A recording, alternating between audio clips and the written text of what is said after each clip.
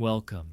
Tonight, we begin a journey through one of the darkest and most transformative chapters in human history.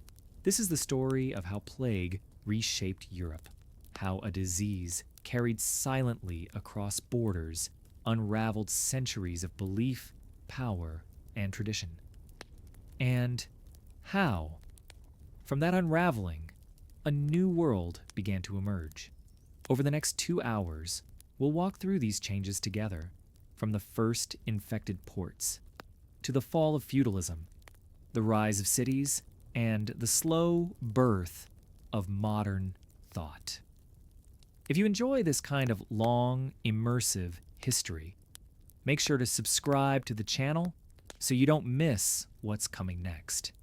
And I'd really love to hear from you. Drop a comment and let me know where in the world you're watching from. It's always fascinating to see how far these stories travel.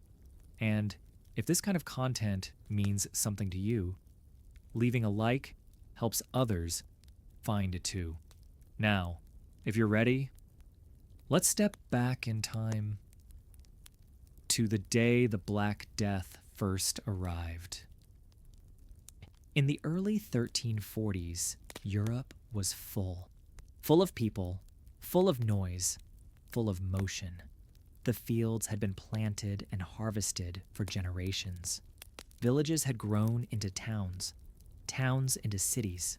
Trade routes stretched from the English coast to the silk markets of Constantinople. Life was hard, but it moved forward, season by season, year by year, with a rhythm that felt eternal. Most people live close to the land. In England, France, Italy, the Holy Roman Empire, farmers rose with the sun and worked until dusk.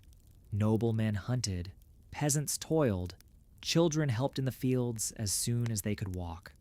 Church bells marked the passage of time. The church itself shaped every corner of life. Baptisms, marriages, deaths, prayers, rituals. Few questioned its authority. Why would they? It had stood unchanged for centuries. Hygiene, as modern minds would understand it, did not exist. People lived with dirt under their nails, smoke in their lungs, and animals in their homes. Bathing was rare, not because people didn't care, but because firewood and warm water were luxuries. In the cities, smells were sharp. Rotting food, human waste, animals, sweat. Chamber pots were emptied onto the streets. Rats were a part of daily life, as common as stray dogs or street criers. Yet life was not miserable. It was simply ordinary. Markets bustled with trade. Children played with wooden toys.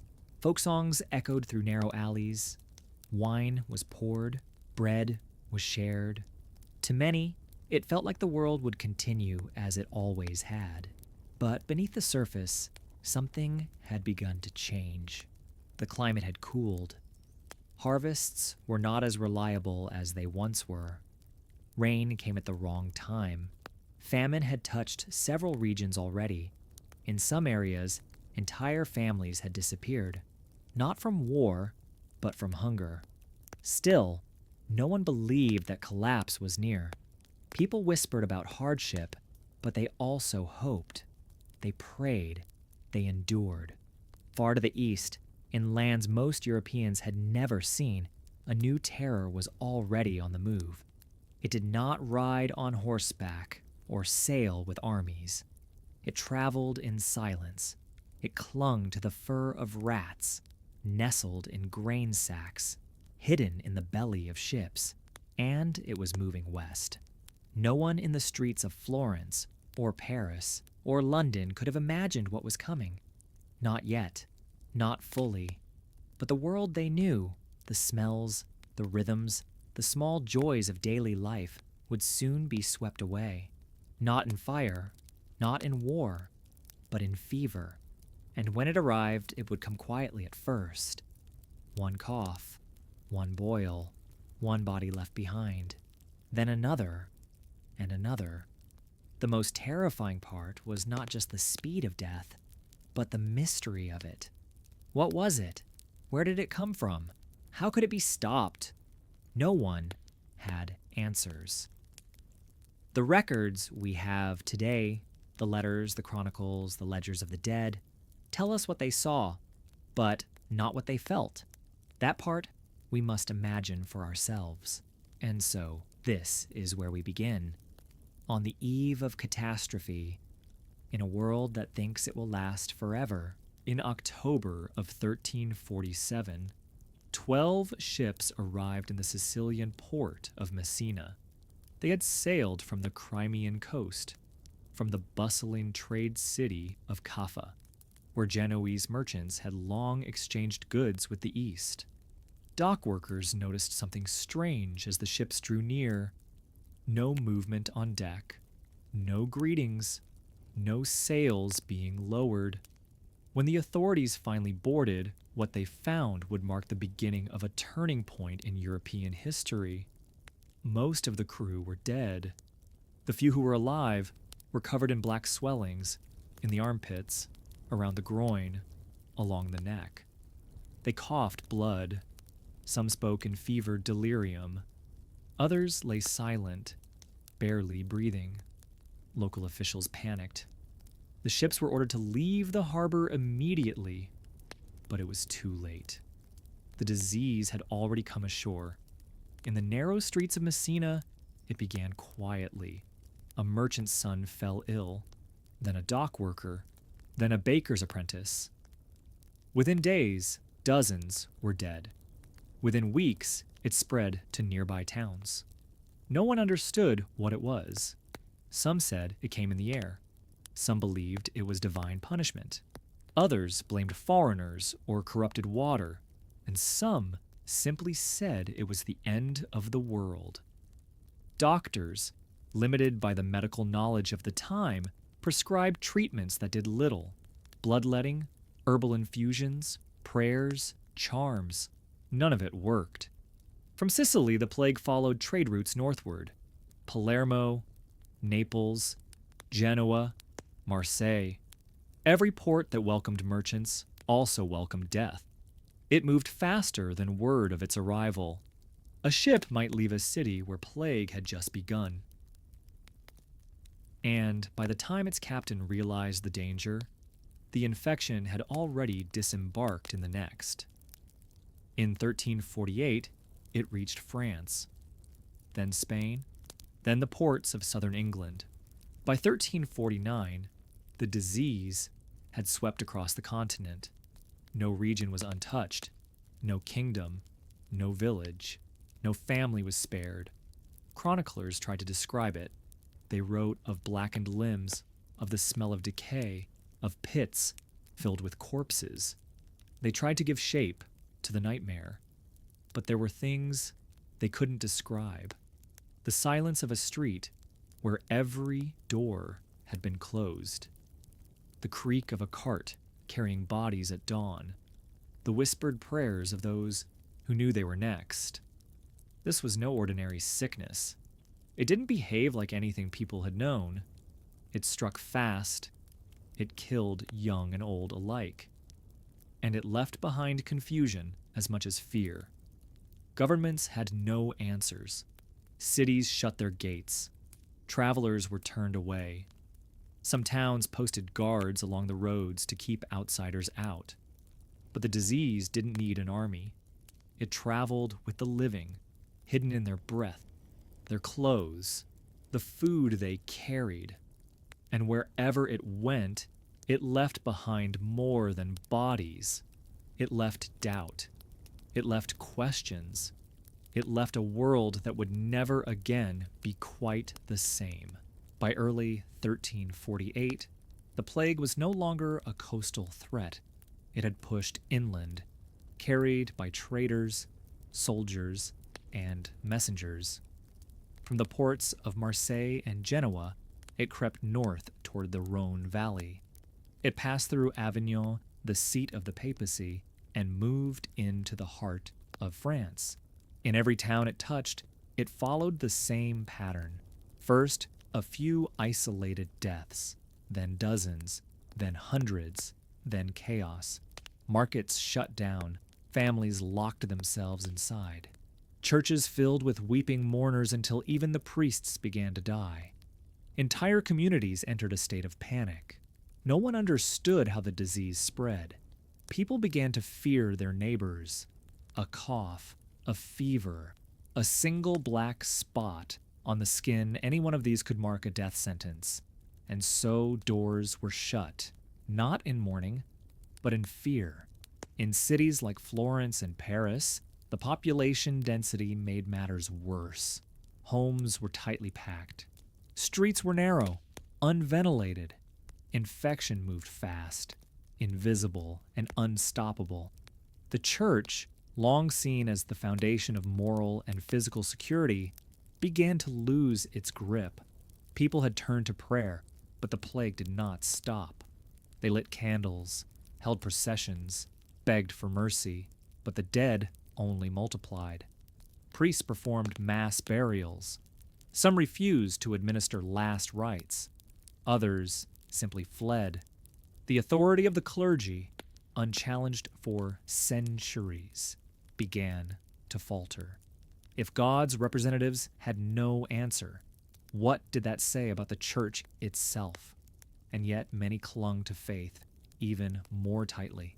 Flagellants appeared, groups of men who marched from city to city, whipping themselves in public rituals of penance.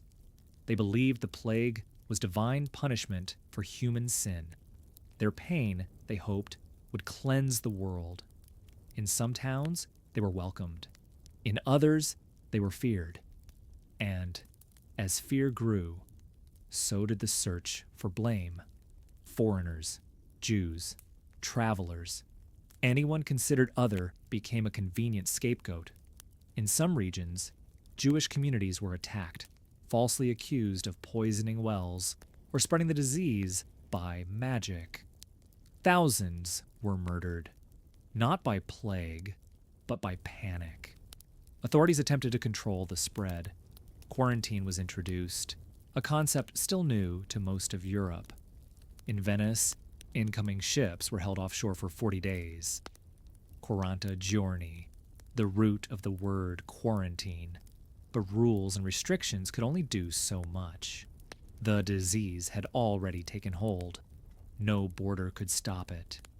Doctors, overwhelmed and unequipped, fell back on ritual and superstition. Astrological charts were consulted. Strange masks and aromatic herbs were used to ward off the bad air. The miasma they believed was the cause. None of it made a difference. By the summer of 1348, the plague had reached the Alps, the Low Countries, and was advancing on the German states. It crossed the Pyrenees into Spain. It sailed across the Channel into southern England. There was no longer any question of containment. The question now was survival. For those watching their communities crumble, time lost its structure. The ringing of bells, once marking the hour for prayer or labor, now tolled endlessly for the dead. Gravediggers worked without pause. When there weren't enough, carts were left unattended in the streets. The smell of death lingered between city walls. And yet, despite the collapse of systems, people adapted in their own ways. Some turned inward, retreating into their homes and refusing all contact. Others sought out taverns and music, determined to live with intensity while they could. A few wrote, a few painted, a few simply watched. Across Europe, the old world was unraveling, but no one yet knew what might take its place. By the end of 1348, the familiar rhythm of European life had been completely disrupted. Cities that had once bustled with traders, craftsmen, and noise fell into eerie quiet. Streets were no longer crowded. Doors stayed closed. Washing lines hung limp between buildings. The marketplaces, once the center of community life, were nearly empty. Florence, once a proud and powerful city, was reduced to whispers. Entire families vanished. Shops were left untouched, goods still on the shelves. Some districts went days without seeing movement. In London, the bells that once marked hours for prayer now rang with such frequency that the sound became meaningless. They rang for morning burials, afternoon burials, evening burials, until even the bell ringers began to die. The gravediggers could no longer keep pace. Some towns dug long trenches outside the city walls and filled them, row by row, layer by layer. Bodies wrapped in cloth, stacked with haste, covered with lime. No funerals, no names, no records. For those still alive, daily life became a strange and distorted mirror of what it had once been. Bread was still baked, but who would eat it? Candles still burned in windows, but for whom? Fear reshaped every interaction. Friends avoided each other. Family members refused to touch the sick. Neighbors watched from behind shutters. Social trust, the glue that once held villages and parishes together, began to dissolve. Where once there had been hospitality and open doors, now there was suspicion. Every cough drew a glance. Every visitor was a potential threat. And still, the disease moved on. Not with the fire of battle or the roar of invasion, but with the quiet, persistent breath of illness. It crossed rivers, mountain passes, open fields. It followed carts of food and letters of trade. It slipped into cities through side gates and stables. In Germany and Poland, in the Low Countries, the pattern repeated. One town fell, then another. Each place tried to resist in its own way. Quarantines were enforced more harshly. Travelers were turned away, sometimes beaten or left to die at the edge of town. But the measures came too late. The disease was always already inside. In the countryside, isolation brought a different kind of hardship. Small villages with only a few dozen people were wiped out entirely. Fields were left untended. Cattle wandered freely. Barns collapsed with no one to repair them.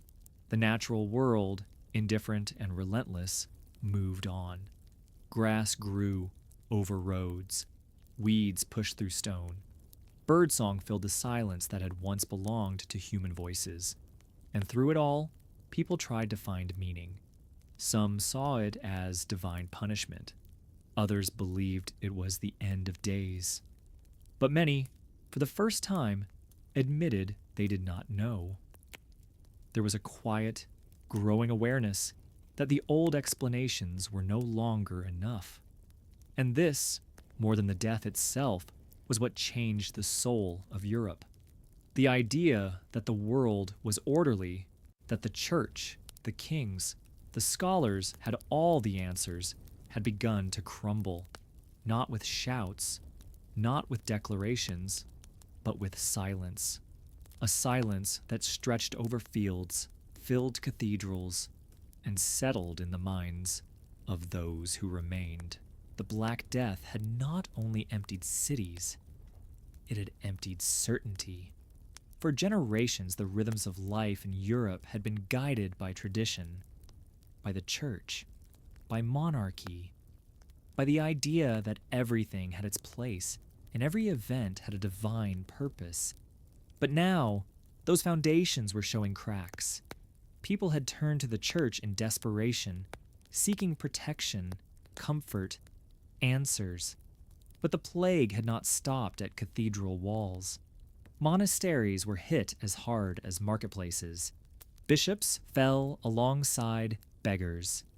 Even the Pope in Avignon had been forced to isolate himself between two great fires, hoping the heat would keep the plague at bay.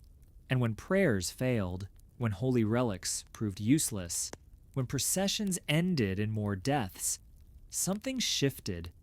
Faith itself was not lost, but faith in institutions was. In some regions, trust in the clergy collapsed.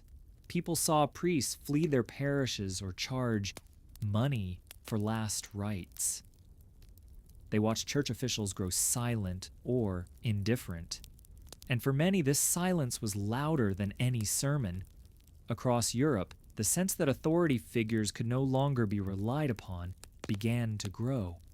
Kings had locked themselves in castles. City councils had argued while the dead piled up. Healers and physicians had offered mixtures that did nothing. If no one could stop the suffering, then who truly held power?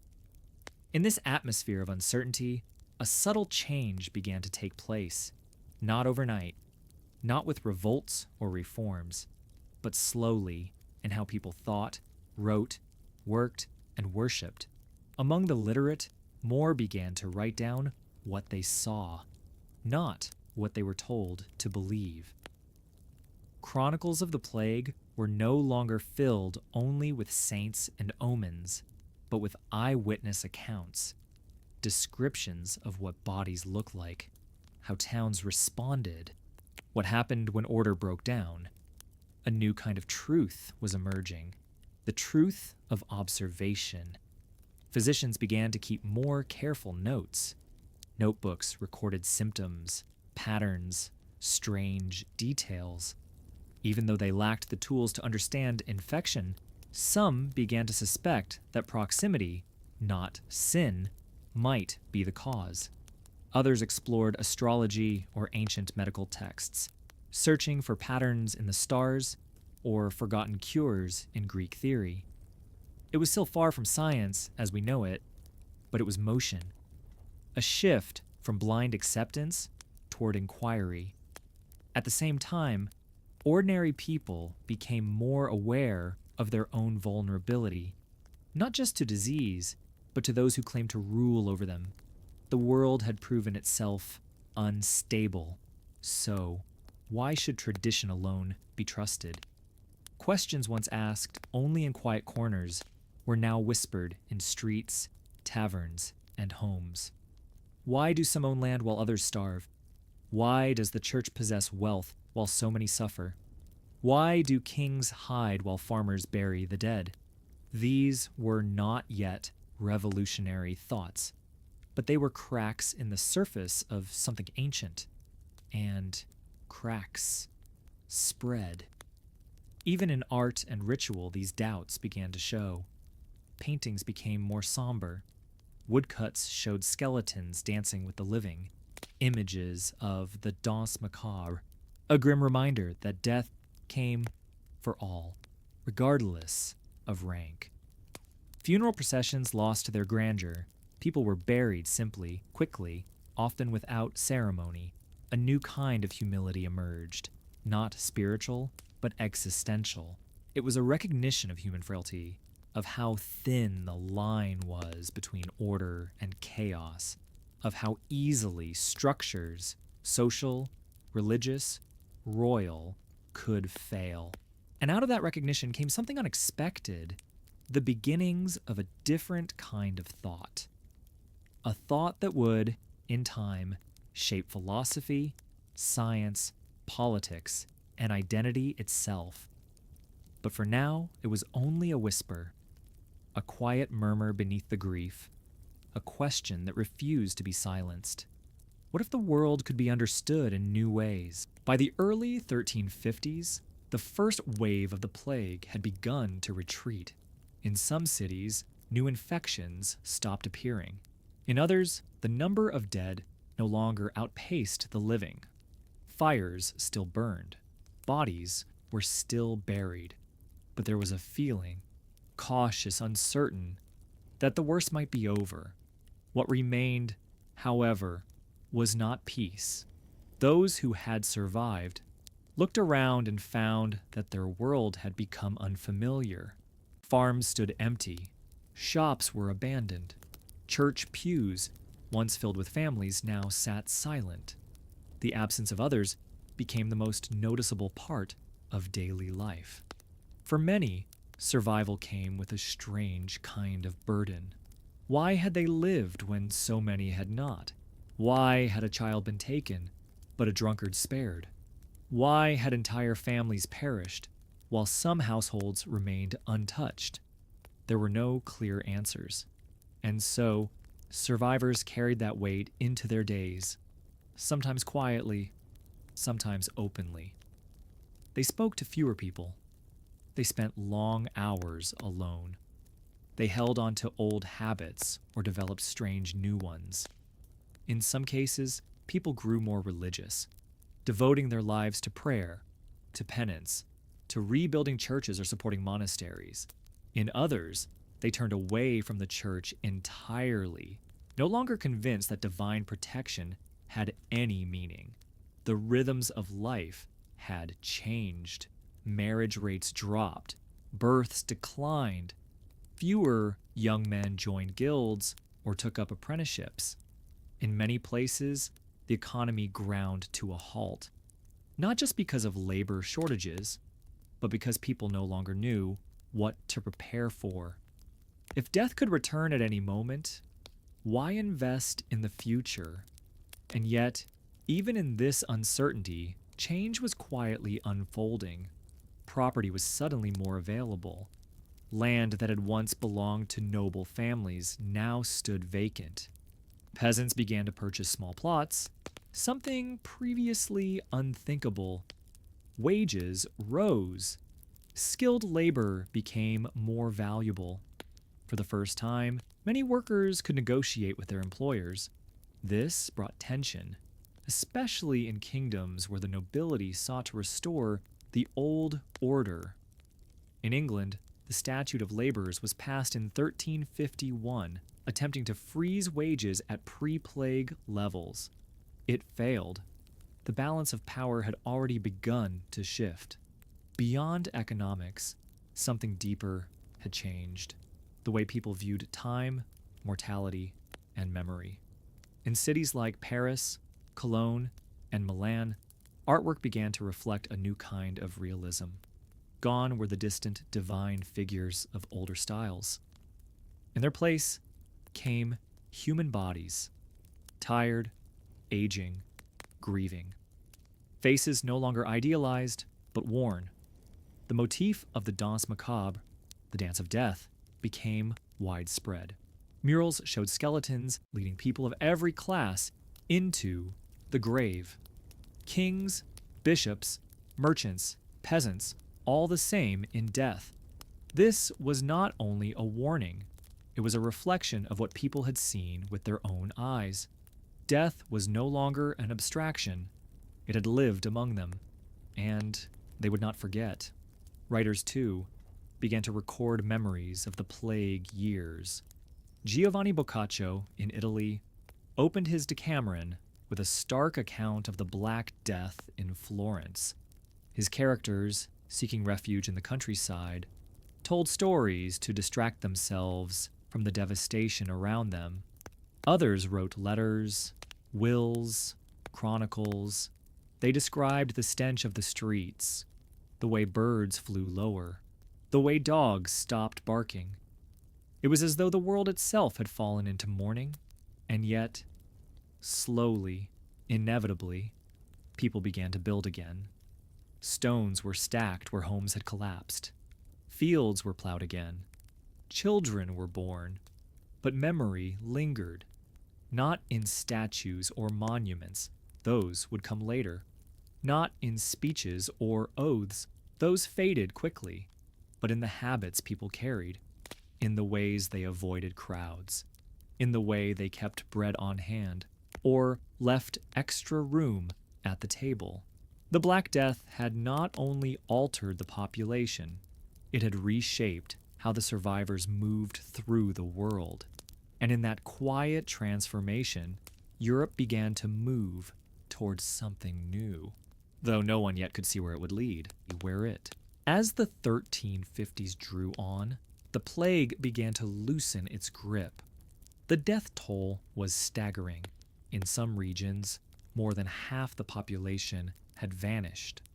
But the survivors were faced with a question more difficult than death. What now? In cities once filled with noise, new sounds returned slowly.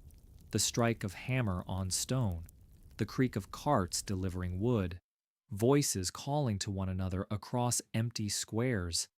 But these cities were not the same.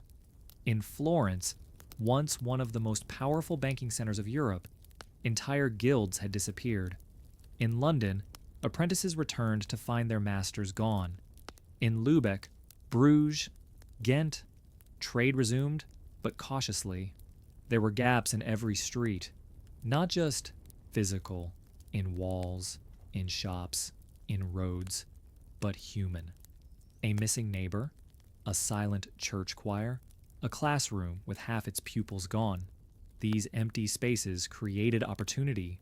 Merchants bought up property once considered out of reach. Widows managed households and businesses, taking on roles previously denied to them. Young men inherited estates they had never expected to touch. The structure of European society, once rigid and immovable, had begun to bend. Feudal lords, dependent on peasant labor, found themselves negotiating with workers. Without willing tenants, land meant nothing, and those who still worked the land now demanded wages, better conditions, respect. For some nobles, this shift was intolerable. They tried to reinforce old hierarchies by law, but the social tide was already turning. The laboring class began to recognize its value. They spoke more freely, traveled more widely. Some formed groups, unions, leagues. In towns, civic governments gained influence. With the church weakened and kings distant, local councils took on greater responsibility.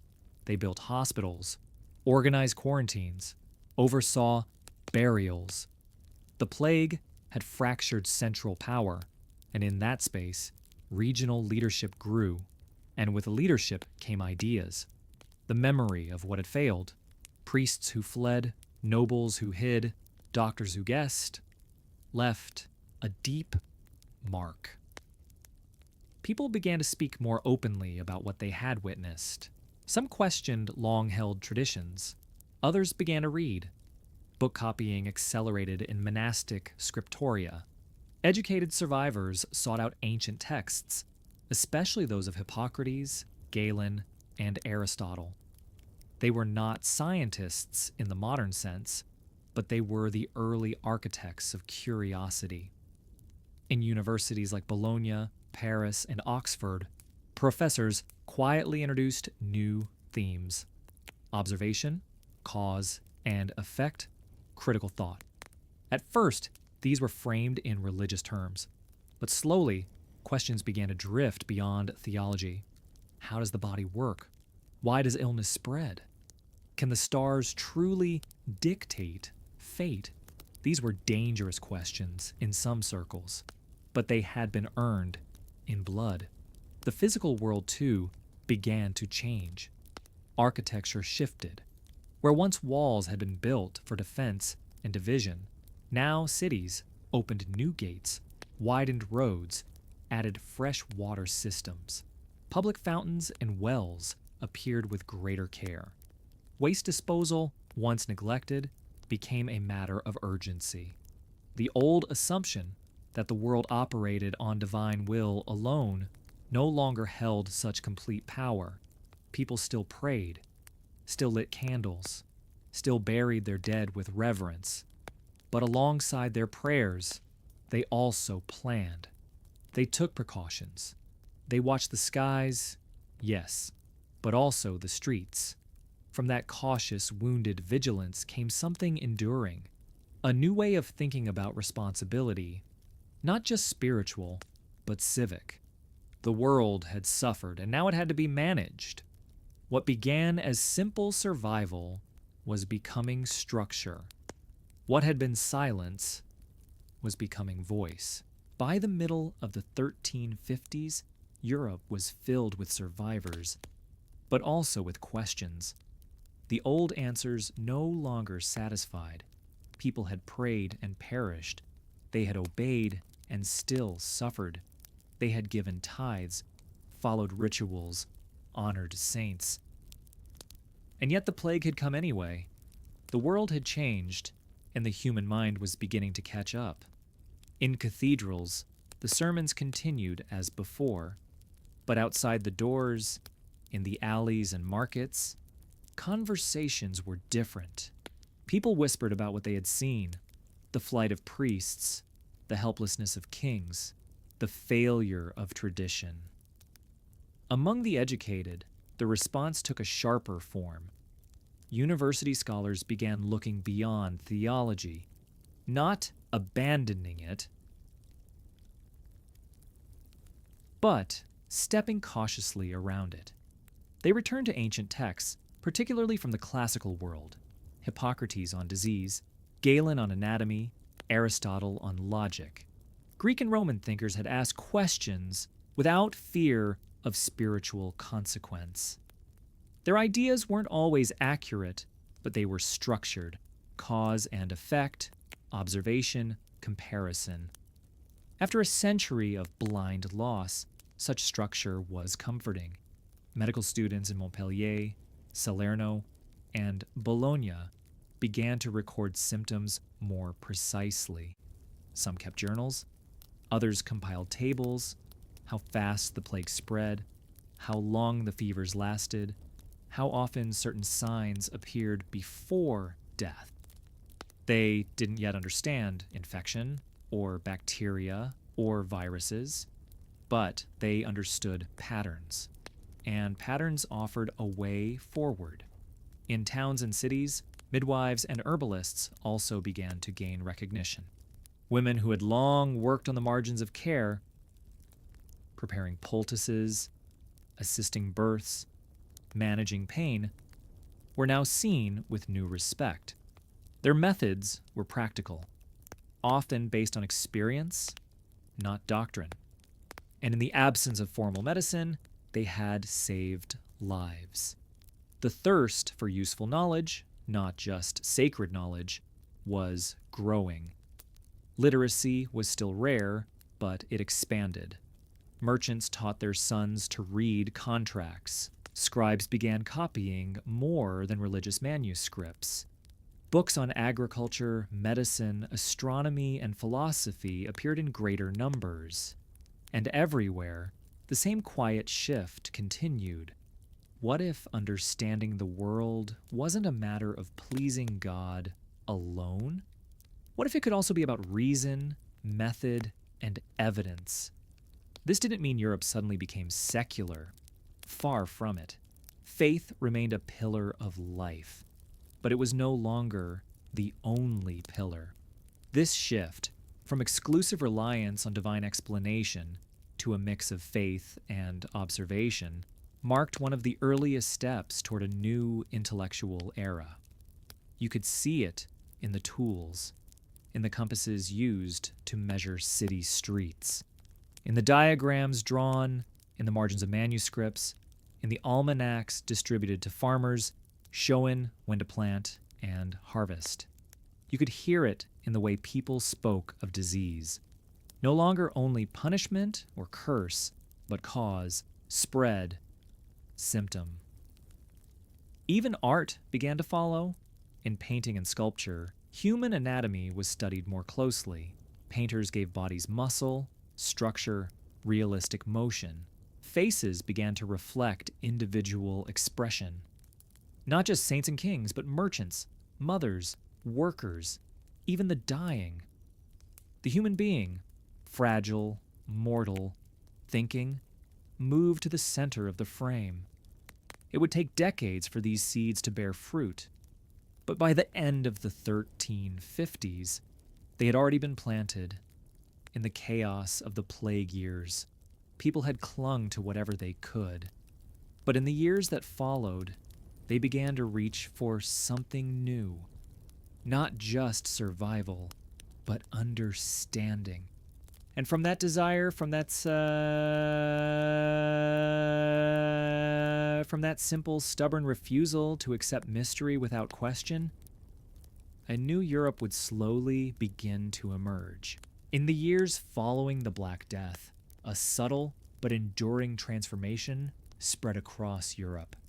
It did not come with proclamations or banners. It moved more quietly through brushstrokes, street plans, and the eyes of ordinary people. At first glance, much had returned to the way it was. Markets reopened, church bells rang again, children ran through alleys, shouting and laughing as they always had. But under the surface, the world was not the same. In the workshops of Florence, Siena, and Padua, painters began to approach their subjects differently. Religious scenes remained popular: crucifixions, saints, the Madonna. But the figures in these scenes began to look more human. Their faces showed grief, contemplation, fatigue. They stood on real ground, not floating in symbolic space. This was more than artistic technique. It was a reflection of what people had lived through. The divine had seemed distant during the plague. Now, the human was undeniable, vulnerable, expressive, central. In sculpture, too, forms shifted. Carvings of angels and apostles bore the proportions of real people. Some artists studied anatomy in secret, examining how muscles moved beneath the skin. The body was no longer just a vessel for the soul. It was worthy of study in its own right. In cities, reconstruction was ongoing, but the layout of neighborhoods began to change. Wide avenues replaced narrow lanes in some places, a response to the way disease had festered in crowded spaces. Open squares were expanded, markets moved outdoors, public fountains were introduced, not only as decoration, but as a source of clean water. City walls were reinforced, not just for defense, but for quarantine control. Urban life was slowly being redesigned with memory in mind. People hadn't forgotten how fast infection could spread, and they had learned how important infrastructure truly was. Civic pride grew as well. Local governments invested in buildings, statues, libraries, and clocks. Time itself began to be measured more precisely. Hours became more meaningful, days more structured. In daily life, the role of the individual became more visible.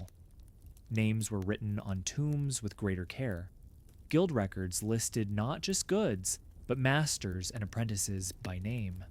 Wills grew longer, more detailed, people specifying exactly who would receive what and why. This wasn't just vanity. It was an expression of personal presence in a world that had once seemed indifferent. The idea that a single life had value, that it could be seen, remembered, represented, was gaining strength. You could hear it in the songs, you could see it in the portraits, and you could feel it in the questions people were beginning to ask. What does it mean to live well? What does it mean to be remembered? How does one leave a mark, not only on stone or paper, but in the lives of others? These were not questions answered in pulpits or royal courts. They were pondered in homes, workshops, and city squares. Out of plague had come a heightened awareness of mortality, and out of mortality came the will to be seen. This shift, from anonymous function to named identity, would shape everything that followed. It would influence how cities were governed, how art was commissioned, how stories were written, how truth was pursued. Europe was not yet in the Renaissance, but it was moving in that direction, step by careful step. And at the heart of this slow transformation was the individual. No longer just a soul in a grand design, but a person in time. By the late 1350s, something invisible but powerful had taken root in Europe. It wasn't an invention, it wasn't a law, it was a habit of asking. The great loss of the plague had left more than empty homes and broken families. It had left behind broken assumptions. If priests could die like anyone else, if kings could offer no protection, if ancient remedies failed, then what could be trusted? This question, whispered in many languages, echoed through monasteries, marketplaces, and early universities. In the city of Paris, where the Faculty of Medicine had long relied on the texts of Galen and Avicenna, students began taking a different kind of note. They still read the classics, but they started adding margins filled with questions, comparisons, doubts. In Padua, students studied anatomy not just through diagrams, but through direct observation. Dissection, once frowned upon, was becoming a tool. Slow, careful, controversial. The body, once seen as a mystery guarded by God, was becoming a subject that could be studied, described, understood. In Prague, in Oxford, in Bologna, the pattern repeated. Where once all answers had flowed downward from authority, now questions were rising up from experience. It was still dangerous to doubt openly. The church held immense influence. Heresy was no abstract threat. It could mean exile, prison, even death. But the questions kept coming. Why does illness spread in some areas and not others? Why do herbs work for one patient but fail with another? Why do the planets move as they do? Astrology still coexisted with astronomy.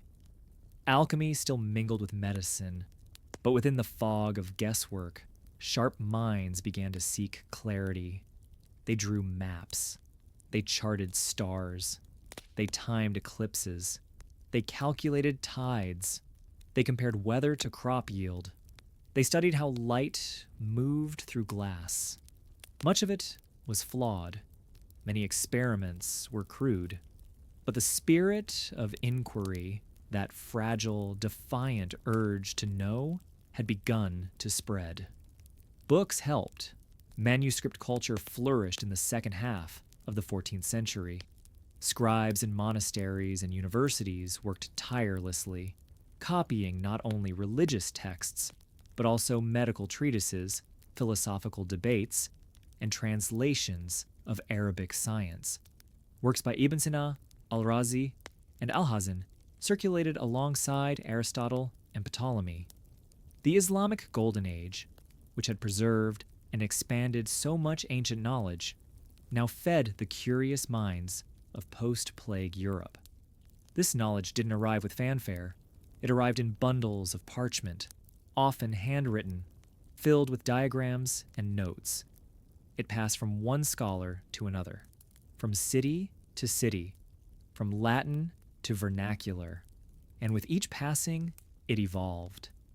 Outside the academic world, artisans and builders also began applying new thinking. Clockmakers refined their craft. Millwrights experimented with water flow. Glassmakers noticed how lenses bent light, a discovery that would one day lead to both telescopes and microscopes.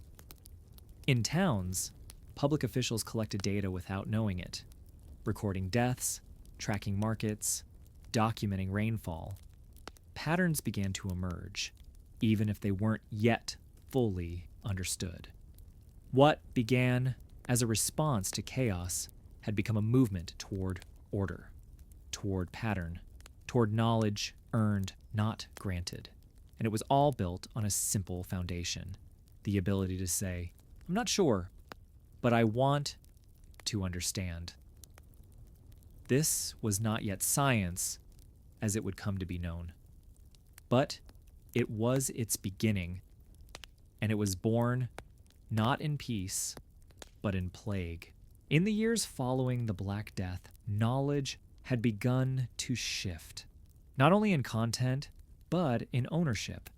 For centuries, learning had been largely confined to the clergy, the nobility, and elite scholars. Monasteries held the books, universities held the lectures. Access required Latin, status, or a religious vocation. But after the plague, Cracks appeared in that closed system. The massive death toll had touched all levels of society. Many of the educated had perished. Entire clerical communities had vanished. Schools lost masters. Libraries lost caretakers. And yet, the hunger for answers didn't disappear with them. In fact, it deepened. Artisans, merchants, and even laborers began asking questions once reserved for theologians. How do diseases move? Why do seasons change? What makes a machine function? They didn't have formal training, but they had experience and curiosity. In the towns, guilds became more than just trade organizations. They became centers of applied learning. Metalworkers shared techniques. Masons tested new structural ideas. Weavers discussed geometry in their patterns without using the word for it. Workshops became classrooms in their own way. And unlike universities, they welcomed anyone who could learn by doing. In the countryside, peasant communities rebuilt their lives with an altered relationship to power. With so many landowners dead or absent, laborers found themselves in new positions of influence. They demanded fairer contracts. Some traveled to cities. Others remained, but with greater voice. This shift wasn't just economic. It was intellectual. Ordinary people began to believe their observations, their thoughts, their experience had value. In cities like Florence and Ghent, public reading spaces were created. Small rooms where scribes read aloud from texts to groups of people who could not read themselves. It was slow, imprecise, but it opened doors. Ideas once locked in parchment now passed from ear to ear. In the streets, you could hear debates about health, fate, trade, and the stars. Not just in Latin, but in the local tongue, in taverns and market stalls. Ideas spread more chaotically, but no less importantly. A sailor might share a story from Alexandria. A merchant might describe new customs from Anatolia.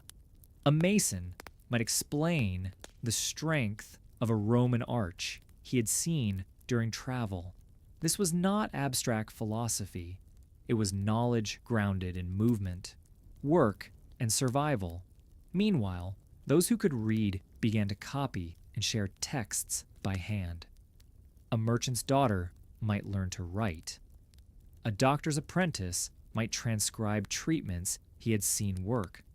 Letters became more common, not from kings, but between traders, travelers, even friends. Literacy remained uneven, but its importance was no longer questioned. Even the church, still powerful, still dominant, had to adapt. Sermons began incorporating practical lessons alongside doctrine. Parish priests who had once only preached repentance now discussed sanitation. Theology made room, however reluctantly, for the needs of a changing world. And through all this, one idea gained quiet strength: that knowledge should not belong only to the few. This idea was still fragile, still incomplete, but it had begun to spread through apprenticeships, through oral storytelling, through lived experience. The streets, the fields, the homes of Europe were not just rebuilding physically, they were rewiring mentally. And for the first time in centuries, the question of who gets to know and how was being asked by voices outside the walls of power. By the 1360s, Europe was no longer the same continent it had been a generation earlier. The plague had reshaped its cities, its economy, its spiritual life, but it had also reshaped its people. The men and women who had survived were not content to return entirely to the old order. Many of them had lived through the collapse of authority. They had buried their own dead. They had watched their lords and priests vanish when they were most needed. and they had rebuilt, not with permission, but by necessity. This memory lingered, and it gave rise to a new kind of awareness. In towns and villages, among laborers and craftsmen, people began to speak with more confidence. They questioned not only disease and death, but law, property, and status. Why, they asked, should land belong only to those born into titles? Why should food be taxed when half the fields lay empty? Why should work be forced when labor had become rare and precious? Across Europe, murmurs of protest stirred. In England, these murmurs would become words, and words would become action. In 1381, not even 4 decades after the height of the plague, the peasants' revolt erupted. It began in Essex and Kent, sparked by a poll tax and years of resentment. But its roots went deeper. It was driven by a generation that had inherited both the trauma and the boldness of the plague years. Led by figures like Wat Tyler and John Ball, the rebels marched toward London.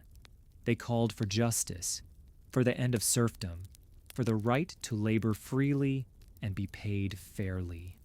Their movement was ultimately crushed, their leaders executed.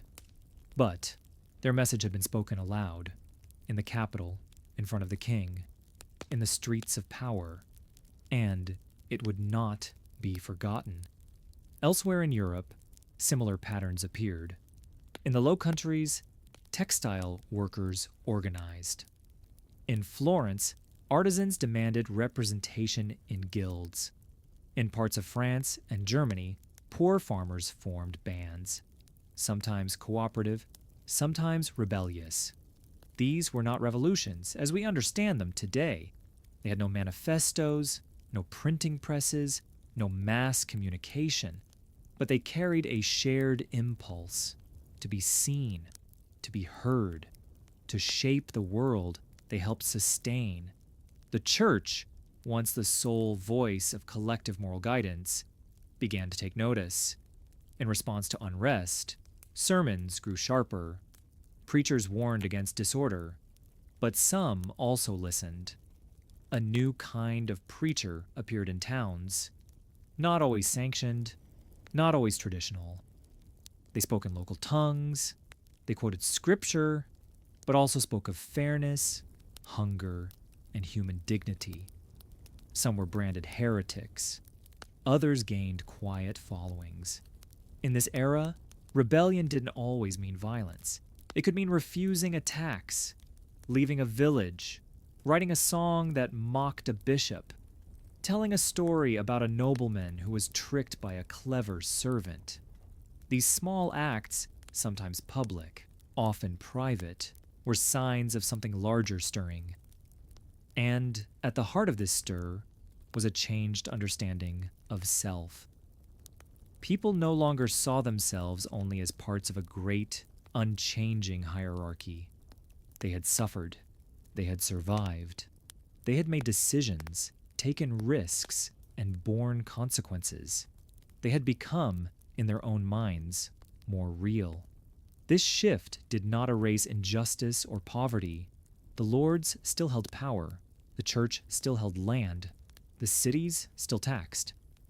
But the idea that society could be different, that voices from below could rise upward, was no longer unthinkable. It had been spoken, and spoken words, once released, tend to find their way forward. When a continent suffers, its culture records the pain. Not always in parchment or paint, but in songs, stories, and jokes passed from one mouth to another. In the years after the Black Death, Europe's high art shifted toward realism. But among the lower classes, the laborers, the farmers, the traveling performers, another transformation was underway. The trauma of the plague didn't silence the people. It reshaped how they spoke, how they sang, how they remembered. In marketplaces and alehouses, traveling jesters and musicians entertained crowds with performances that blended tragedy and humor. They told stories of skeletons dancing with kings, of monks who preached virtue by day and sinned by night, of peasants who outwitted their lords using wit instead of strength. The danse macabre was not just a painting motif. It became a theme in street theater, in satire, in popular song. Death, once feared and avoided, was now a character in the collective imagination. He was cunning, unavoidable, impartial. He visited everyone, the rich, the poor, the foolish, the wise. This approach didn't mean people took death lightly. It meant they had to live alongside it. And humor, dark, sharp, sometimes absurd, became a shield. Folk tales began to include more reversals. Servants outsmarted masters. Women fooled priests. Children escaped monsters by asking clever questions. The world was no longer ruled only by power. It could be challenged by wit. Oral storytelling, long a tradition in rural villages, took on new tones. The stories passed from grandparents to grandchildren now carried strange echoes of plague carts, of empty churches, of fields where no one returned to harvest, but also of survival, of people who refused to die, of small victories. These tales were rarely written down. They lived in memory, changing slightly with each retelling, and through them, people processed what they could not explain in sermons or science. Songs changed, too. Ballads, once sung in praise of lords, now mocked their cowardice. New verses described sickness, hunger, loneliness, but often with irony. The plague wasn't always named directly. Instead, it appeared as a shadow, a silence, or an absence in the lyrics. Musicians with lutes and fiddles played in town squares and roadside inns. Their melodies were simple, sometimes joyful, sometimes aching. They were reminders that grief could be carried in a tune, and that joy, even if brief, could survive sorrow. Language itself began to shift. In many regions, local dialects grew stronger. Latin remained the language of the church, but the people preferred their own tongue. They prayed in it. They cursed in it. They remembered in it. This linguistic independence gave rise to the first real stirrings of literature written for the common people. Simple prose, dialogue, jokes, proverbs. Writers like Chaucer in England began to use the vernacular, not just to reflect the people, but to elevate their voices. His characters were not saints or kings. They were millers, wives, students, and friars. Flawed, loud, human. It was a reflection of the times. After so much death, humanity had returned to the center of the story. Not perfection, not heroism, but experience. And it was through these songs, these tales, these scraps of laughter and memory, that Europe carried itself forward. Not all changes happen in law or parchment. Some echo in rhyme, in rhythm, in the pauses between verses. And though many of these voices are lost, the spirit of their stories remains, woven into the fabric of what it meant to be alive when so much had been lost. By the final decades of the 14th century, Europe was still bruised, but it was no longer broken. The plague had swept across the continent like a wildfire, but in its ashes, something fragile and unexpected had begun to grow. Not wealth, not certainty, but reflection. In the great cities of Italy, Florence, Siena, Venice, the survivors had rebuilt their streets, their homes, their markets. Now they began to rebuild their sense of self. Art was one of the first places this shift became visible. In the years before the plague, religious art had followed strict traditions, iconic saints, golden halos, stylized features, timeless space. But now, artists like Giotto and his followers began to bend those rules. They painted saints with weight and shadow. They gave Madonnas human expressions. They placed holy figures in real, earthly settings: archways, gardens, crooked staircases.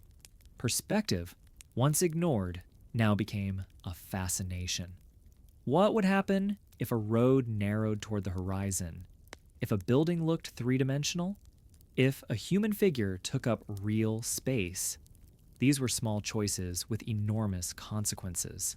They suggested a world not just observed, but lived in. And this was at the heart of the change. The viewer was no longer invisible. The viewer mattered. From paintings to poetry, the world was beginning to turn its gaze inward. Writers started crafting characters who had doubts, desires, humor. No longer flat symbols, but full personalities. In Florence, Petrarch composed sonnets to Laura, a woman he both idolized and never truly knew. In England, Chaucer's pilgrims told earthy, comic, bitter tales, not to please God, but to entertain each other. In France, Christine de Pizan began writing arguments in defense of women's intellect and virtue, something rare, almost radical. Education followed suit. Where once only the clergy and nobility had access to letters and logic, wealthy merchants now hired tutors for their children. Girls in some households were taught Latin, philosophy, even rhetoric. Scribes found work not only in monasteries, but in homes and courts. And with this slow opening of education came a change in why people learned. For centuries, knowledge had been sought for salvation, to understand Scripture, to serve the church, to uphold tradition. But now, learning began to be seen as a path to understanding the human world, how people think, how cities work, how time moves, how bodies age, how beauty is shaped. This wasn't yet a revolution. It was a gradual turning of the mirror. People no longer looked only upward, to heaven, to authority, to fate. They looked across, at each other, and inward, at themselves. Even architecture began to shift. Buildings became more symmetrical, proportional, harmonious. The rules of classical Rome and Greece, buried for centuries, were being rediscovered.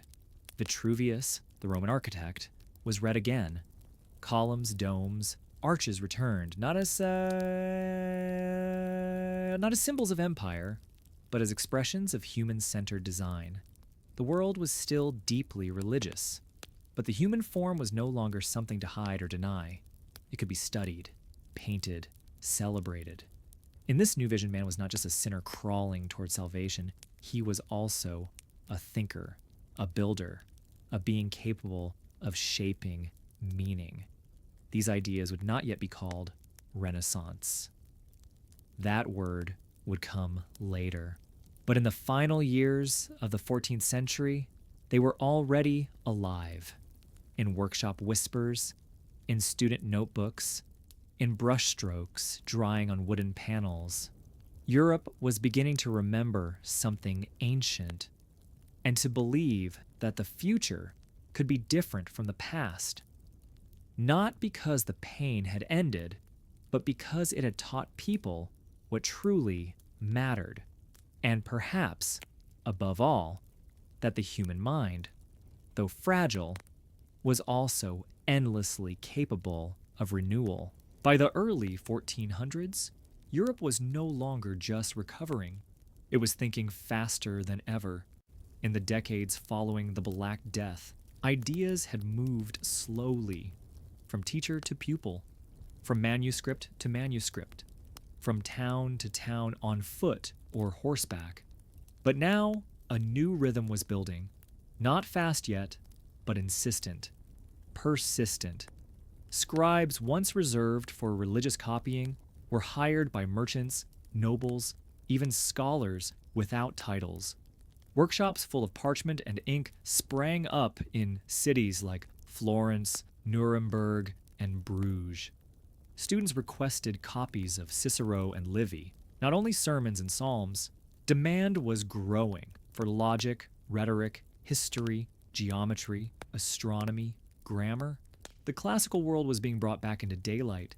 Texts long ignored or buried in monastic vaults were now being copied, translated, debated. This revival didn't happen all at once, but it had a name now: humanism. Humanism was not an attack on faith.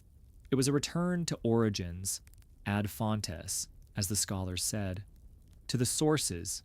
Instead of relying on layers of commentary, humanists wanted to read the original words, to hear the voice of Cicero directly, to understand Plato without medieval filter.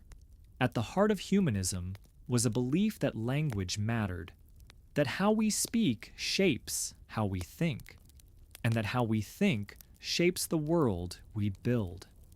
Grammar schools began to spread, not just for clerics, but for citizens. Young boys were taught to argue, to reason, to write clearly. Some girls in wealthy families received the same. In Florence, Leonardo Bruni translated Aristotle's Politics and wrote histories in fluent, polished Latin. In Mantua, Vittorino da Feltre opened a school that combined physical training, philosophy, and classical reading. His students learned not only to debate, but to act with virtue. This idea that education should produce good citizens, not just obedient ones, was quietly revolutionary. And with it came a shift in what it meant to know something. Knowledge was no longer simply received. It could be questioned, tested, refined. A student might read an ancient Roman text and compare it to the customs of their own time. They might ask, why did the ancients think this way? Do we still agree? Should we? It was not only content that changed, it was confidence. And yet, in every study, in every classroom, one obstacle remained: speed. No matter how brilliant the mind, a book still had to be copied by hand, page by page, letter by letter. One mistake could spoil the meaning. One accident could erase a week of work. Some scholars tried to solve this by dictating aloud to teams of scribes, a chorus of pens moving in unison. Others hired teams to work in shifts, but it was never enough. Ideas were multiplying faster than the tools that carried them. In monasteries, this flood was met with caution. Not all welcomed the return of pagan texts. Some feared too much knowledge, too freely spread, would lead to heresy, pride, or confusion. But outside monastery walls, a new appetite was growing. An appetite not only for truth, but for access. In cities like Venice and Basel, entrepreneurs began thinking differently. What if books didn't have to be sacred? What if they could also be goods? The seed had been planted, though it had not yet bloomed. That bloom would come soon, with a press, with movable type, with ink pressed into paper by force. But for now, the energy was already building, and everywhere across Europe, in candlelit rooms, in school halls, in merchant homes, people were reading, writing, sharing, debating. The centuries of silence, of rote repetition, of accepted truth were giving way to something dynamic. A world where thought traveled not only from above downward, but sideways, person to person, mind to mind. A world on the edge of explosion, not of violence, but of words. In 1440, in the quiet city of Mainz, a man named Johannes Gutenberg began assembling a machine: wooden frame, metal letters, ink, pressure, and paper. Its parts were not new. Movable type had existed in Asia for centuries, but Gutenberg's genius lay in combination a system of reproducible, interchangeable letters pressed uniformly onto pages by force of a screw press. What he built would do for thought what roads had once done for empires. It was not loud. It did not glow. But it shattered the old world of knowledge. With the printing press, a book that once took months to copy by hand could now be produced in hours. A single scribe could be replaced by a pressman and a set of molds. And once a text was set, it could be duplicated again and again, with near perfect accuracy. At first, it was not the content that changed, but the scale. Religious texts came first. The Bible, Psalters, books of hours.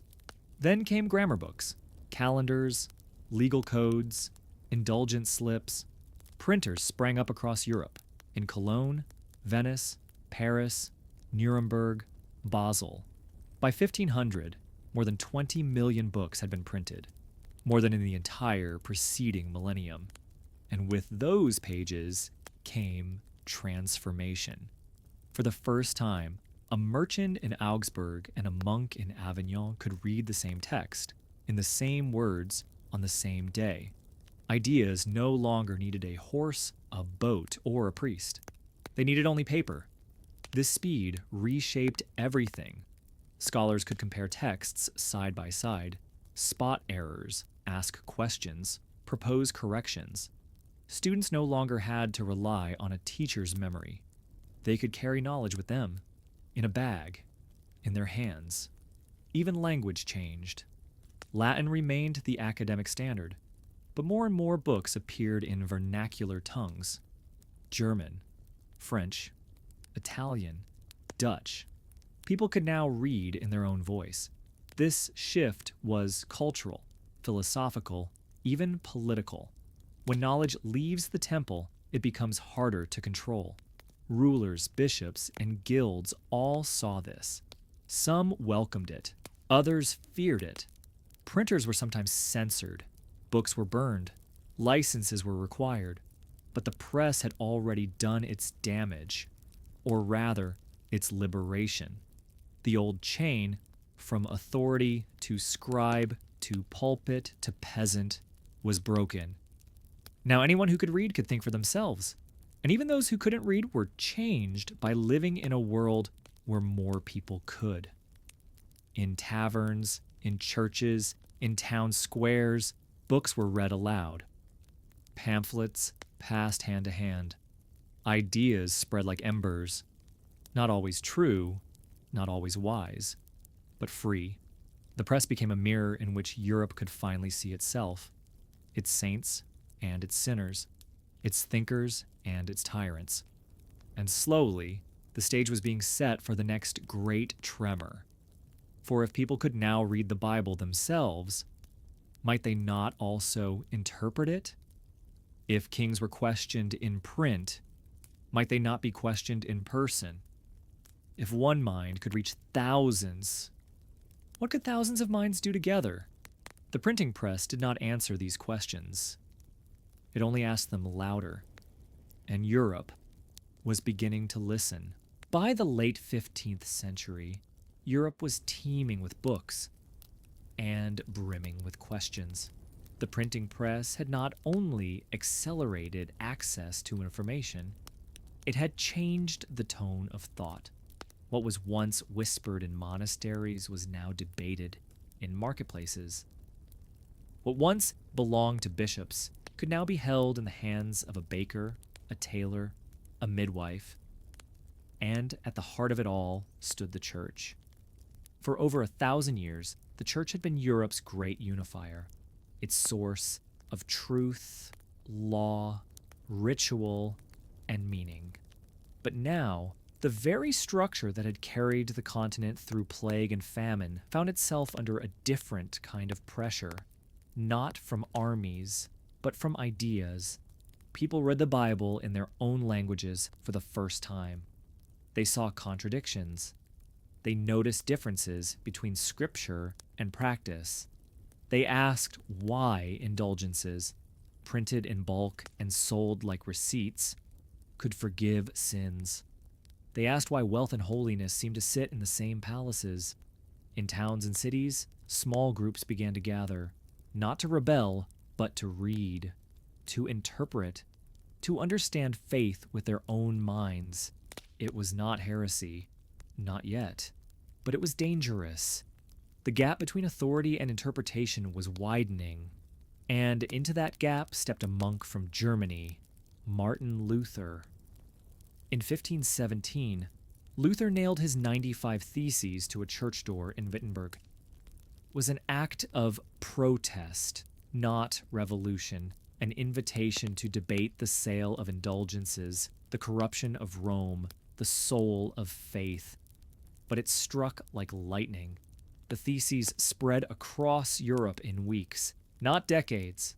Thanks to the press, thanks to the hunger, pamphlets, sermons, rebuttals, counter-rebuttals.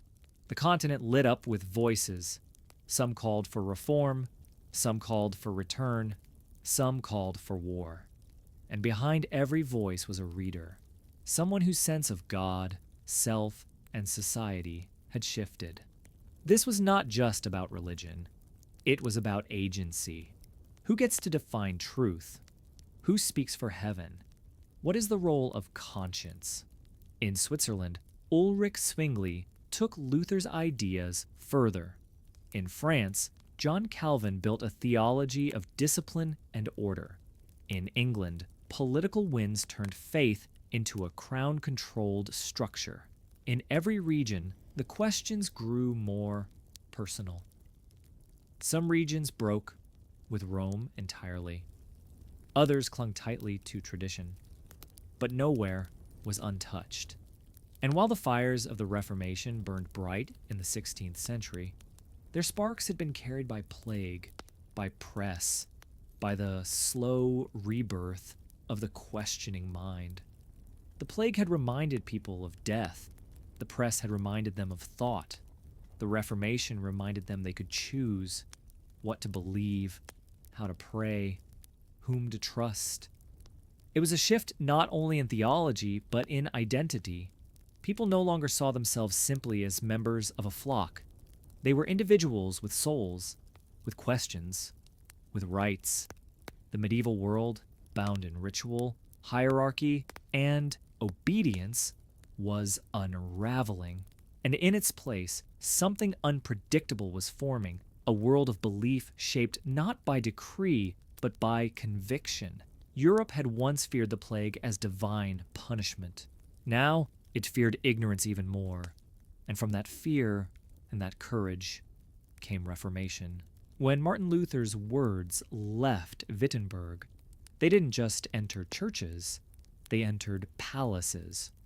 Reform was never just a matter of scripture. It was a matter of power. By the early 16th century, the Catholic Church was not only a spiritual authority, it was one of the richest institutions in Europe. It owned land, collected taxes, crowned kings. But now, with books and pamphlets pouring into every city, the church's grip was weakening. Kings saw an opportunity. Why should gold flow to Rome when it could remain in London, Paris, or Copenhagen? Why should bishops loyal to a distant pope hold power within sovereign borders? And perhaps most tempting of all, why should the pope decide who ruled, married, or waged war? These were not theological questions. They were political weapons. In England, Henry VIII made his move. When the pope refused to annul his marriage, Henry broke from Rome. He created the Church of England, placed himself at its head, and seized monastic lands. Across his kingdom, abbeys fell. Monks were driven out. Altars were stripped. But Henry was no Protestant. He didn't follow Luther's doctrines. He simply wanted control. Elsewhere, the divide ran deeper. In the Holy Roman Empire, a patchwork of territories chose sides. Some princes embraced Lutheranism, seizing both theological and territorial independence. Others remained loyal to Rome, backed by Catholic emperors and armies. The result was not unity, but fragmentation. Germany, once united under a shared faith, became a map of conflicting beliefs. In France, Huguenots, French Protestants, clashed with Catholics for decades. Massacres, riots, assassinations. The streets of Paris ran with blood during the St. Bartholomew's Day massacre in 1572. In the Low Countries, Protestants resisted Spanish Catholic rule. A long war followed, part religious, part national, wholly devastating. Faith no longer bound Europe together, it pulled it apart. But this rupture also awakened something new: political identity. For the first time, nations began to define themselves not only by king or land, but by creed. To be English was to reject papal authority. To be Dutch was to resist Catholic Spain. To be a Bohemian reformer was to risk burning for belief. And the common people, once passive listeners in pews, became active agents. They chose sides. They debated. They joined rebellions. They migrated in search of safety, or purpose, or freedom. Entire communities were uprooted. Some fled across borders, some across oceans. The New World, just being colonized, became a destination for dissenters, a place to start again, beyond popes and princes. And through all this turmoil, the press kept running. Newspapers emerged, political tracts spread by candlelight, cartoons mocked kings, pamphlets called for peace or war. For centuries, power had worn a robe and a crown. Now it had to contend with ink and ideas. The medieval chain of obedience, God to king, king to bishop, bishop to people, was broken. In its place, a tangled web of belief, blood, and choice.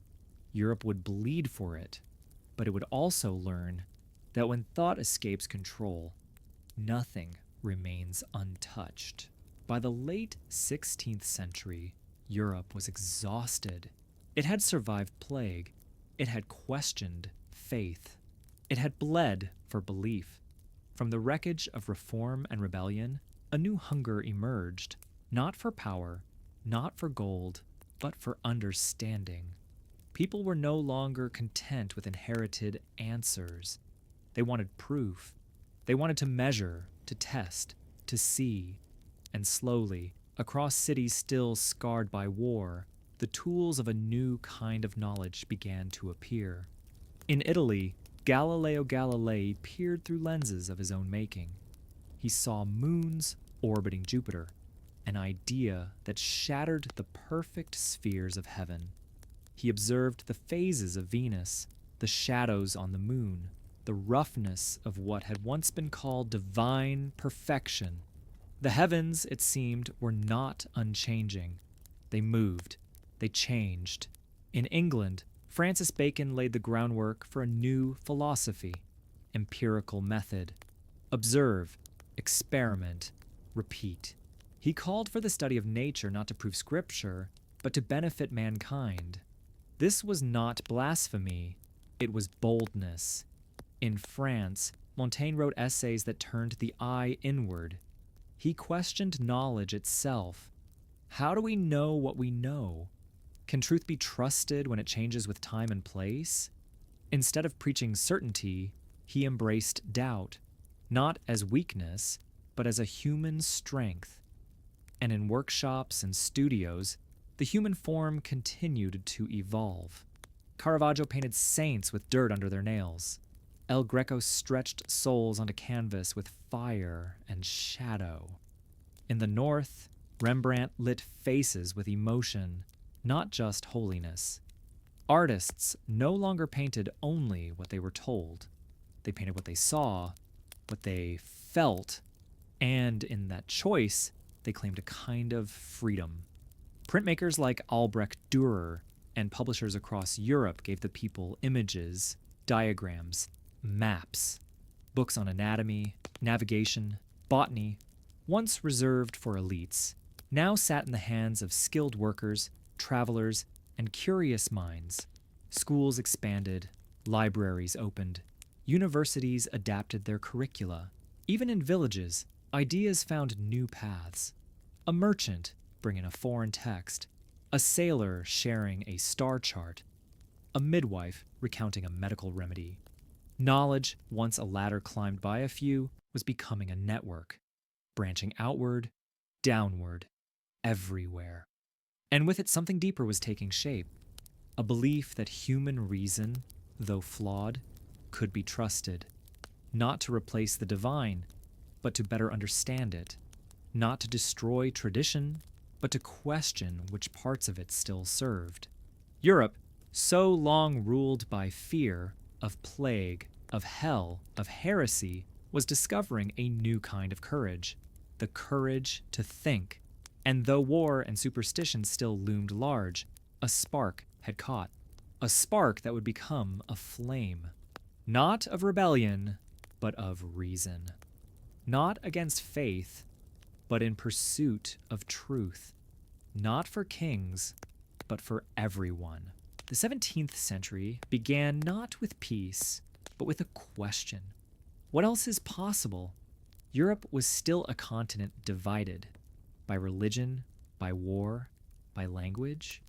But beneath the surface, a new current was forming. Not a rebellion, not a kingdom, a movement of the mind. Philosophers, scientists, artists, and statesmen, many of them unaware of each other, began to speak in similar tones.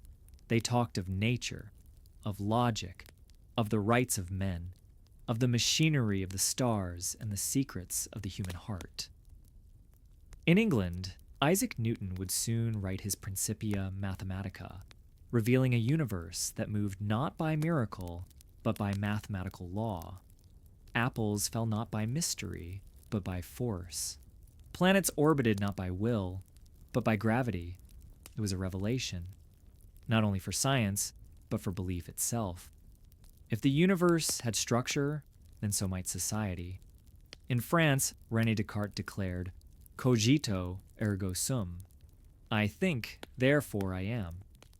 It was a simple phrase, but it placed the self, not tradition or scripture, at the center of knowledge. He trusted doubt more than dogma. He asked not what had always been said, but what could be proven. Elsewhere, thinkers built on these foundations. In the Netherlands, Baruch Spinoza proposed a God not of thunder or wrath, but of order, reason, and nature itself. In England, John Locke wrote of liberty, government, and the mind as a blank slate.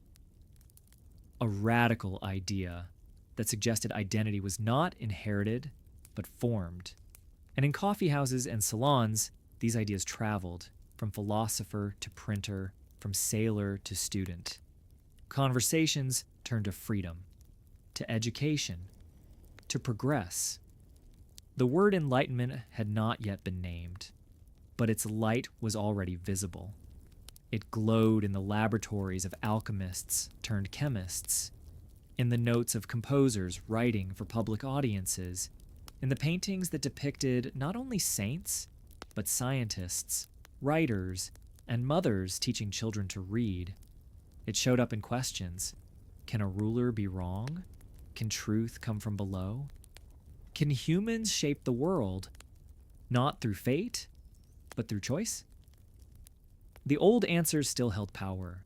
The church still preached. Kings still ruled by divine right. But their voices were no longer alone. Pamphlets challenged their laws. Books questioned their histories. Plays mocked their hypocrisies. And the people, from Paris to Prague, listened. For the first time in centuries, hope was being imagined not only in heaven, but on earth. Hope in reason, hope in education, hope in human dignity. This was not naivety. These were people who had seen plague, fire, and war. Their optimism was not blind. It was earned. They believed that truth was not just a relic from the past, but a possibility for the future. And that future would no longer belong only to priests and princes. It would belong slowly, painfully, imperfectly to the people who dared to ask, what if we are the light? By the mid-18th century, the Age of Enlightenment was no longer a quiet murmur in universities. It was a storm building over Europe's palaces and parliaments. What had begun as questions in books, as diagrams and essays, now marched into the streets. Philosophers became public figures. Ideas turned into banners. And the pen, long whispered to be mightier than the sword, was preparing to prove it. In France, salons buzzed with conversation. Hosted often by women of intellect and status, these gatherings brought together thinkers, writers, and skeptics. They discussed the rights of man, the limits of monarchy, the separation of church and state, and they read Voltaire, Rousseau, Diderot, Montesquieu. Each had a different voice, but they shared a conviction that reason, not tradition, should guide the lives of people and the laws that bound them. Voltaire mocked tyranny with wit and fire. Rousseau argued that society corrupted man, and only by reclaiming the general will could people be free.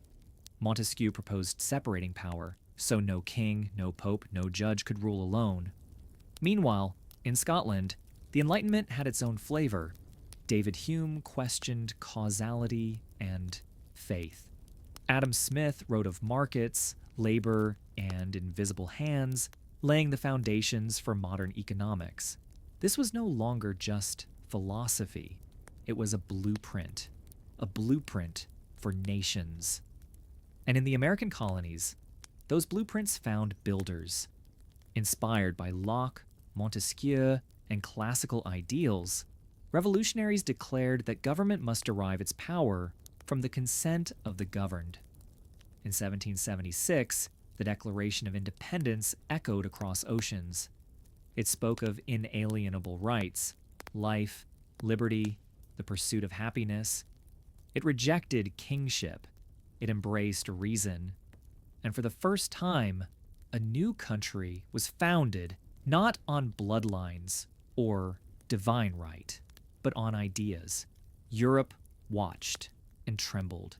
Because if a colony could rise on Enlightenment principles, what of Paris? What of Vienna? What of Berlin and Madrid? The old regimes felt the ground shift. They commissioned reforms, rewrote laws, held censuses. Some embraced enlightened despotism, ruled by a king who read the philosophers, but never surrendered the crown. It wasn't enough. The people had read the same books. In the cafes of Paris and the printing presses of Lyon, words turned to unrest. Why should the nobility feast while farmers starved? Why should the church hoard land while preachers demanded sacrifice? The Enlightenment had taught people to think. Now they were ready to act. And so, the fuse was lit. Not just for revolution in France, but for the modern political world. A world where citizens would debate constitutions, march and protest, vote, riot, demand. A world where kings could fall not by sword alone, but by reason sharpened into revolution. And though blood would follow, so too would birth of rights, of democracy, of the radical belief that truth, justice, and dignity were not privileges, but human entitlements. This was the Enlightenment's legacy, not calm reflection, but the courage to imagine a different world and then fight to build it. In 1789, Paris was not a city at peace. Bread was scarce. Taxes were heavy. The nobility still danced beneath chandeliers while peasants lined up for crumbs. But something had changed. For generations, suffering had been met with silence. Now it met with language. The people could read. They could argue. They could imagine, and what they imagined was freedom. They had read Rousseau, who said sovereignty belonged to the people. They had read Montesquieu, who warned against unchecked power. They had read Voltaire, who mocked the very men who claimed divine right. So when King Louis XVI called the Estates General, a rare assembly meant to advise the crown, the Third Estate, representing the common people, refused to play their old role. They broke away, declared themselves the National Assembly, took an oath not to disband until France had a constitution. It was bold. It was illegal. It was the beginning. Soon the Bastille, a medieval fortress, a prison, a symbol, was stormed by a crowd of artisans, workers, dreamers, and desperate men. They came for weapons. They left with a revolution. Heads rolled. Pamphlets multiplied. The tricolor flew. In countryside villages, peasants rose up. They torched feudal records. They refused to pay dues to lords who had long vanished into their estates. The world that had stood for centuries, king, clergy, aristocrat, serf, began to tilt, and then to fall. The National Assembly, now empowered by chaos, drafted the Declaration of the Rights of Man and of the Citizen. It proclaimed, all men are born and remain free and equal in rights. That liberty, property, security, and resistance to oppression were sacred. That sovereignty resided not in a king, but in the nation. These were not just words. They were a blueprint for a new world. And they spread to Haiti, where enslaved people would rise, to Latin America, where independence movements would follow, to the rest of Europe, where monarchs would tremble. But revolution is not a straight road. In the years that followed, France would see hope and horror. The reign of terror, where guillotines fell daily, factions splintering, leaders devouring each other. Robespierre, once the voice of virtue, became its executioner. Danton, who cried liberty, was silenced by his own allies. Yet through the violence, the dream endured, that a people, long voiceless, could shape their own destiny. That birth did not determine rights. That power could, and must, be held accountable. The revolution did not end with the king's head, nor with the rise of Napoleon. It lived on in the questions it left behind. What is justice? Who decides? What does it mean to be free? For the first time, a nation had tried to rewrite its entire identity based not on religion, tradition, or royal will, but on reason. The Enlightenment had found its battlefield, and its victory, though bloodied, would echo for centuries. The storm that began in Paris did not stop at France's borders. Kings watched with dread. Philosophers watched with awe. And the people, in cities, in fields, in colonies, listened. Because if it could happen in France, why not anywhere? The ideals of the revolution, liberty, equality, fraternity, were contagious. Not because they were French, but because they were human. In Germany, students gathered in secret to discuss rights and reform. In Italy, whispers of unity began to stir. In Poland, thinkers saw hope for national resurrection. But monarchs and empires were not idle. They responded with armies. Coalitions were formed. Borders tightened. Spies listened in cafes and classrooms. In the name of order, kings declared war on ideas. And in the name of the people, France fought back. What followed was not peace, but a firestorm. Napoleon Bonaparte, a soldier of the Republic, rose through the chaos. He promised to defend the revolution. He promised order, law, dignity. He brought victories. And then an empire. Napoleon crowned himself, rewrote laws, exported ideas with cannon fire. In the name of liberty, he conquered Europe. From Spain to Prussia, old systems cracked. Feudal dues were abolished. Civil codes were introduced. Jewish communities, long ghettoized, were granted rights in some lands, but freedom delivered by force was fragile. Napoleon's wars drained nations, bled generations, and in 1815, after his fall at Waterloo, the old powers reclaimed their thrones. Kings returned. Maps were redrawn. Congresses were held. They called it restoration. But it was not a true return, because the world had changed. The people had seen that governments could fall. They had seen soldiers chant for the Republic. They had seen nobles judged in public trials. They had heard that rights belonged to them, and once a mind has been opened, it cannot be so easily closed. In South America, revolutionaries like Simón Bolívar fought to free colonies from European control. Inspired by Enlightenment texts and the French example, they dreamed of republics across the Andes and Amazon. In Haiti, formerly enslaved men and women had already risen. They had fought the greatest armies of Europe and won. Theirs was the first Black Republic in history.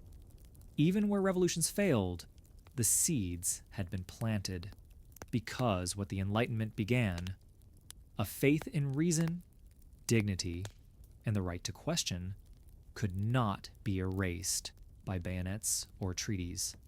But neither was victory simple. The 19th century would be full of struggle. Revolutions would rise and be crushed. Rights would be declared and denied.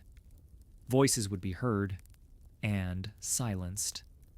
But the old world, the world of unchallenged kings and unquestioned hierarchies, was gone. Not in every palace, not in every village, but in the conscience of humanity. And from that conscience, a new world would slowly, stubbornly emerge, born not of certainty, but of possibility. The 19th century did not begin with a revolution, but with a rumble.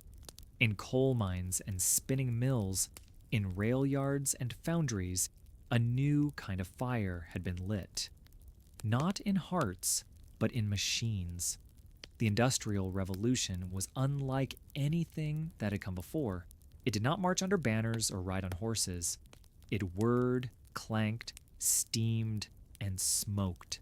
And it accelerated everything. For centuries, human labor had followed the rhythm of seasons. Now, it followed the rhythm of gears and whistles. In Britain, where the transformation began, textile mills stretched for miles. Ironworks glowed red through fog. Children crawled through chimneys to clean them. Women stood at looms for 14 hours. Men lost fingers to machines that never stopped. It was progress, but not comfort. Cities swelled.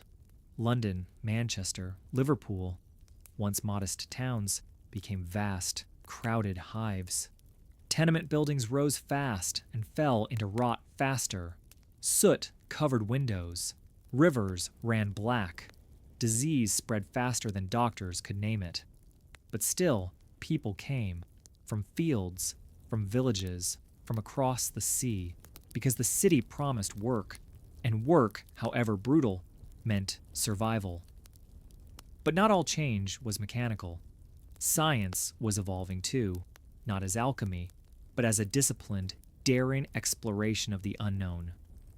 Michael Faraday discovered the principles of electricity and magnetism. Charles Darwin, aboard the HMS Beagle, began a quiet revolution of his own, the theory of evolution by natural selection. It challenged old stories. It asked hard questions. Was humanity designed? Or did it emerge, over time, through struggle and adaptation? The answers were controversial. But the courage to ask, that was new. In hospitals, anesthesia was introduced. In labs, vaccines were refined. In classrooms, new knowledge reached children who had once been destined only for the plow. And above it all, the train became the symbol of the age. Iron rails stretched like veins across continents. What once took weeks now took hours. Time itself had to be standardized, so trains could run on schedule, and with speed came reconnection. Markets linked, mail traveled faster.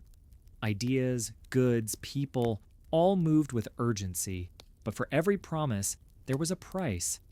Factories did not just consume coal, they consumed bodies. Smokestacks rose like monuments to both progress and pollution. The gap between the rich and poor widened. Industrial tycoons built mansions. Workers built unions. Because out of soot and fatigue emerged something fierce, a demand for dignity. Laborers began to strike, to organize, to march not just for bread, but for rights. The Enlightenment had spoken of liberty and reason. Now the people asked, what good are those words if you live 12 to a room, if your child dies before 10, if your voice is never heard? The world was changing, faster than anyone had imagined, and no one, king or commoner, could ignore it. The age of engines had begun, and it would not stop.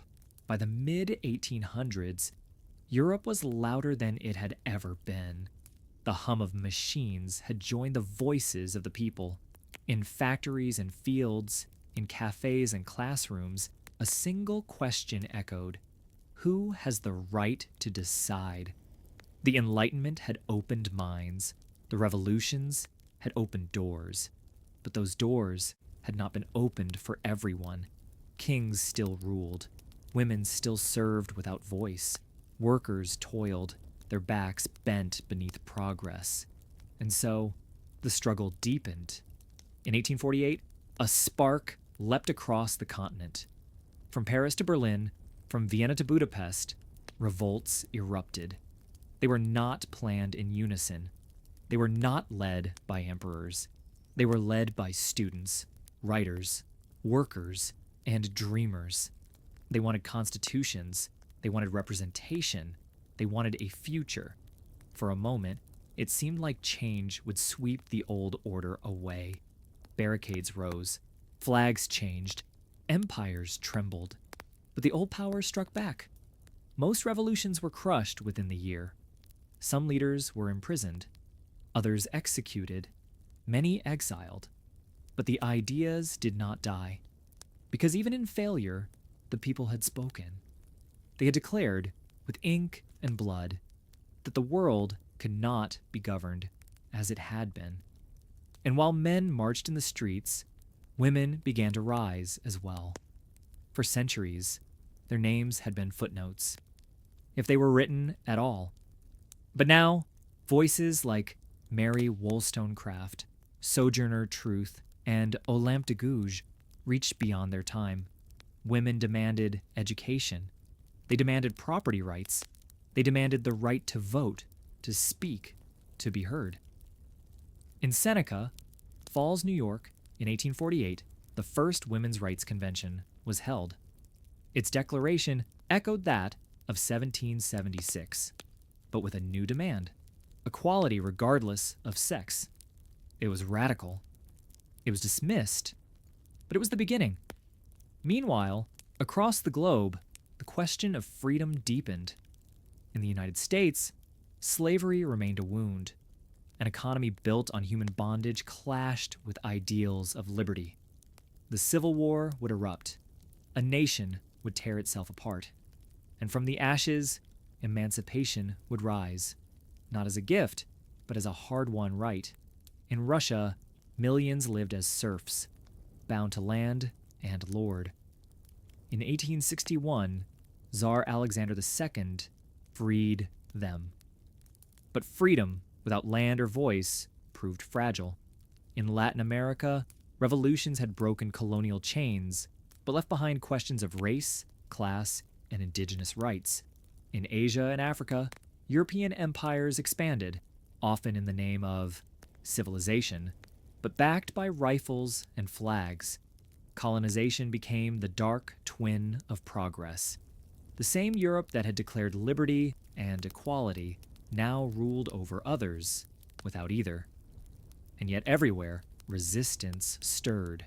People wrote, people organized, people fought, some in newspapers, some in courtrooms, some with bare hands. The 19th century was not a single story. It was 1,000 small battles, each asking who belongs, not just to a nation, but to the human promise.